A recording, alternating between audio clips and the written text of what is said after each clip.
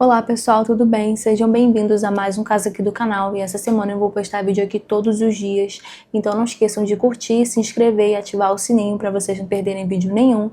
Só lembrando que eu também tô no Spotify, tô deixando o link aqui na descrição para vocês irem lá dar uma olhada e eu tô deixando também o link das minhas redes sociais. E agora vamos pro caso de hoje. Ray Copeland nasceu no dia 30 de dezembro de 1914 em Oklahoma, Estados Unidos, e ele vinha de uma família de fazendeiros que lutava constantemente para poder se sustentar. Com a chegada da Grande Depressão, as dificuldades financeiras se intensificaram e a família passou a se mudar com frequência, viajando de uma região para outra em busca de melhores oportunidades. Ainda jovem, ele começou a cometer pequenos crimes que envolviam falsificação de cheques e roubo de gado, até que ele foi preso em 1939 e passou um ano na prisão. E pouco depois de ser liberado, ele conheceu uma mulher chamada Faye Wilson, uma jovem de 19 anos que era filha de Rufus e Gladys Wilson, um casal de trabalhadores do Arkansas que, embora tivessem pouco dinheiro, conseguiram criar 7 filhos em uma cabana de chão de terra. Os dois começaram a namorar e cerca de 6 meses depois se casaram, e logo no primeiro ano de casamento a Faye deu à luz a um menino que eles chamaram de Everett. E 2 anos depois, eles deram à luz a Billy Ray. Eles se mudaram para o condado de Fresno, na Califórnia,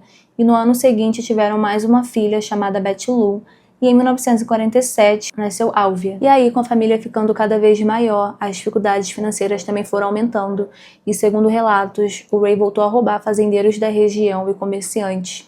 E o esquema dele consistia em comprar gados, só que ele usava cheques sem fundo e revendia esses gados antes de ser descoberto. Depois disso ele fugia da cidade, então por muito tempo ele praticava esses golpes para poder ter dinheiro para sustentar a família. Só que nem sempre esses golpes davam certo, então ele passou muito tempo entrando e saindo de prisões, até que enfim ele foi proibido de comprar e de vender gados. E aí com isso ele precisava bolar um novo jeito de ganhar dinheiro de forma ilegal, sem ser rastreado pela polícia. Então a ideia que ele teve foi de contratar andarilhos e vagabundos da região para poder trabalhar na fazenda dele. E aí ele sempre pedia para esses funcionários comprarem gado para ele. Ele abria contas bancárias no nome dessas pessoas e dava cheques sem fundos. Então essa pessoa ia lá, sem saber disso, né, comprava o gado, entregava para ele e logo depois ele demitia e mandava o povo embora. Só que teve uma época que ele foi descoberto, né? Esse plano dele não durou muito tempo. E aí ele precisou bolar de novo um outro plano para poder ficar sem ser descoberto pela polícia. E aí esse novo plano dele consistia em basicamente fazer a mesma coisa. Ele contratava alguém, a pessoa ia comprar o gado para ele com cheque sem fundo. Só que quando ela retornava, ao invés dela poder ir e vir, né, como antes, ele garantia que ela nunca mais fosse vista e nem pega por ninguém, o que dificultou o trabalho dos policiais, né, para poder encontrar essa pessoa e chegar até ele.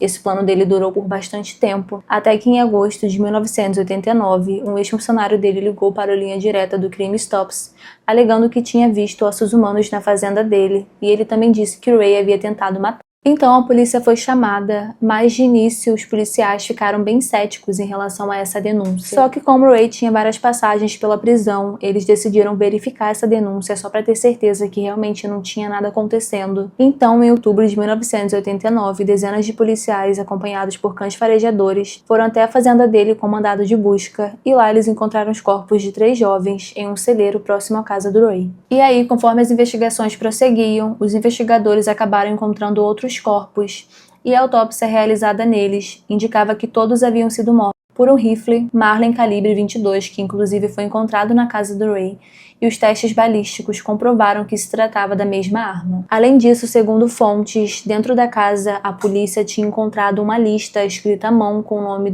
das pessoas, né, das vítimas deles. E segundo fontes, teria sido a Faye que teria escrito essa lista. E ao lado de cada nome tinha um X marcado, provavelmente porque eles já tinham conseguido o que queriam com essas pessoas. E ela também, segundo essas fontes, teria feito uma colcha com as roupas que foram retiradas das vítimas. Então as autoridades acusaram os dois de 5 assassinatos.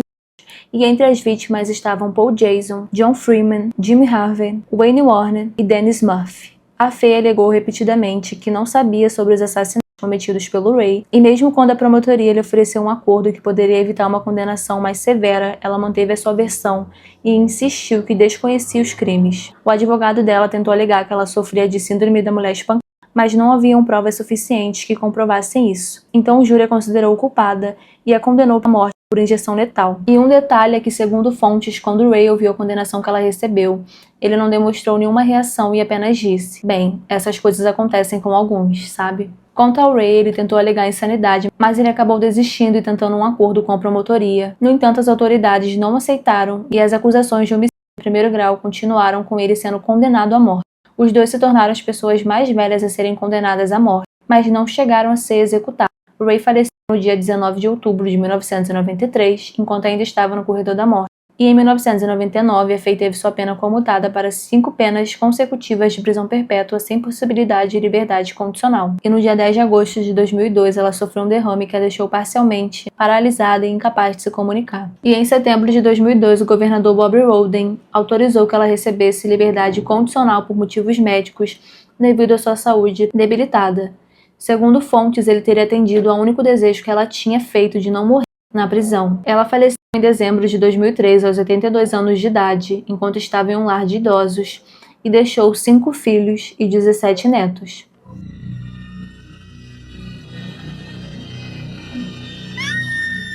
É isso, pessoal. Espero que vocês tenham gostado do caso de hoje. Só lembrando que eu vou postar vídeo aqui todos os dias até segunda-feira.